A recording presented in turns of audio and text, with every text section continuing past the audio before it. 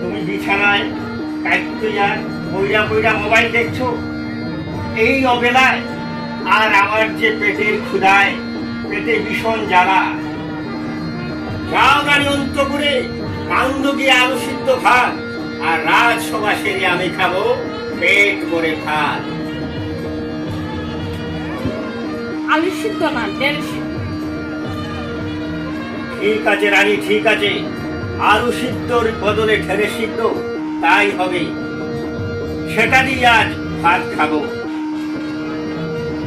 তোমার হাতের বিষ সে আমার অমৃত সমান। আচ্ছা, কোনো যাত্রা না। আচ্ছা, আমি সব রেডি করে দিয়েছি, টেস্টি অনেক টেস্ট লাগবে।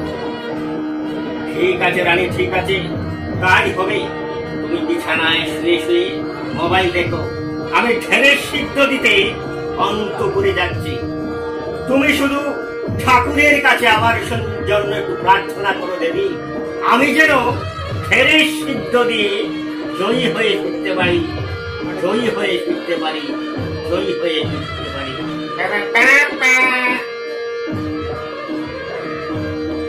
কোথায় কোথায় কোথায় পালাবে, কোথায় পালাবে?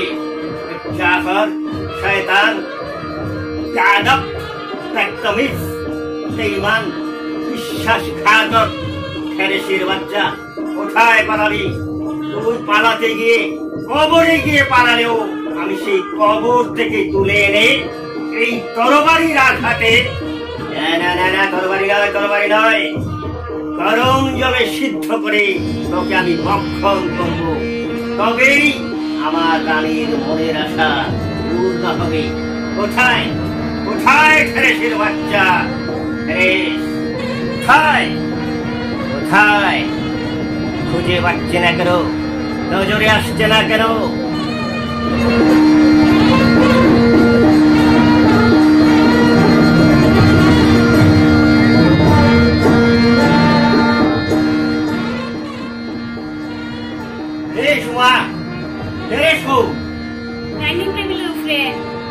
ডাইনিং টেবিলের উপরেই হোক আর নিচেই হোক, আমি কিন্তু তোদেরকে ছাড়বো না।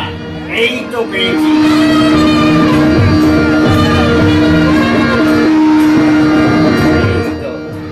এই তো পেয়েছি ঢেঁড়স। হ্যাঁ ঢেঁড়স, জীবনের সচিল চরম শত্রু, তোদেরকে এখন গরম জলে সিদ্ধ করবো। এই তো, এই সেই কড়াই, এই সেই জল, সেই জলে তোদেরকে সিদ্ধ করব। ঢেঁড়স, তোরা বাইয়া থাকস কেন? বাইয়া থাকলে যে সিদ্ধ হবে না, আধা সিদ্ধ হয়ে যাবে। ডুবে যা, ডুবে যা।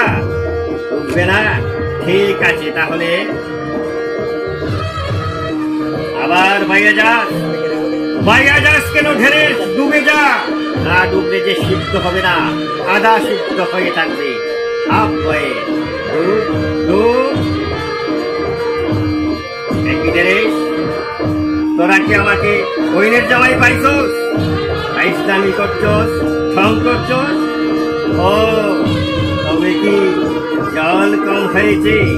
না না না না, তোদের মনের আশা আমি পূর্ণ করব। জল চাই, জল দেব। জল কম হয়েছে, দাঁড়া।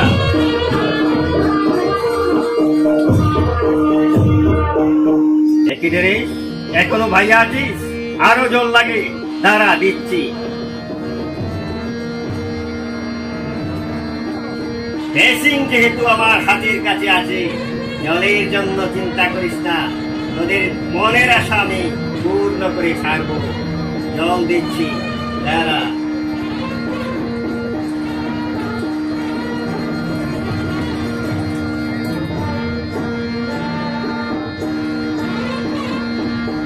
ঢেঁড়স, আরো জল চাই, আরো লাগে, দাঁড়া, আরো জল দিচ্ছি তোদের জন্য।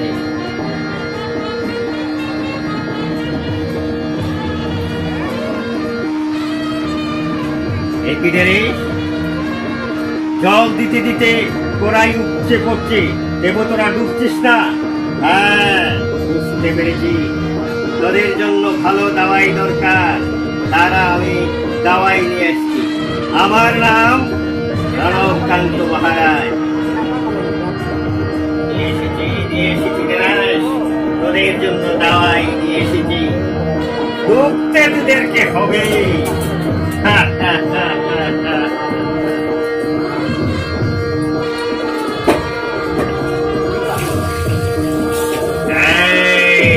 এইবার হয়েছে, এইবার তোদের জন্য উপযুক্ত দাওয়াইয়ের ব্যবস্থা করেছি।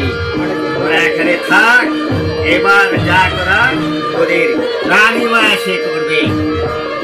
মাই মাই, আমিও কইলাম বেড়ে সিদ্ধ দিত, তোর দিকে ইট সিদ্ধ দে। এই তুমি কই, ইটা কিটা করছো? কি হয়েছে রানী, কি হয়েছে? কি তোমার সমস্যা? ইটার মধ্যে ইট কিটা, কিটা ইট খাইতে? না না না না রানী, না না না না, তুমি এ কথা বলো না রানী, এ কথা বলো না। আমি আমি সহ্য করতে পারবো না। ইট খাওয়ার মতো উপযুক্ত দাঁত আমার নেই রানী, আমার নেই।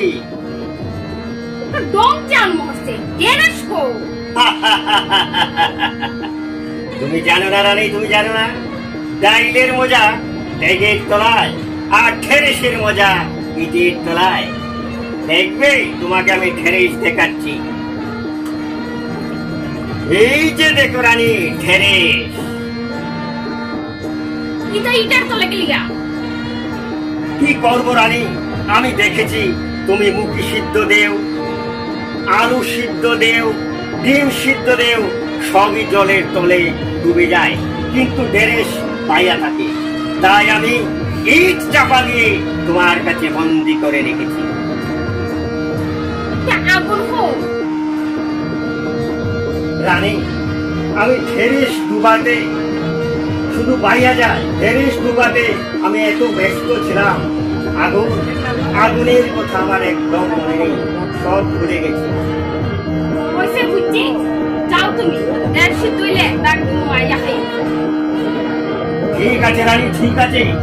ঢেরেশ সিদ্ধ হলে তুমি কোনো বান্দাকে দিয়ে সংবাদ পাঠিও, আমি রাজসভাতে এসে ঢেরেশ সিদ্ধ দিয়ে ভাত খাবো। তাহলে আমি আবার পুনরায় চলে যাচ্ছি রাজসভায়।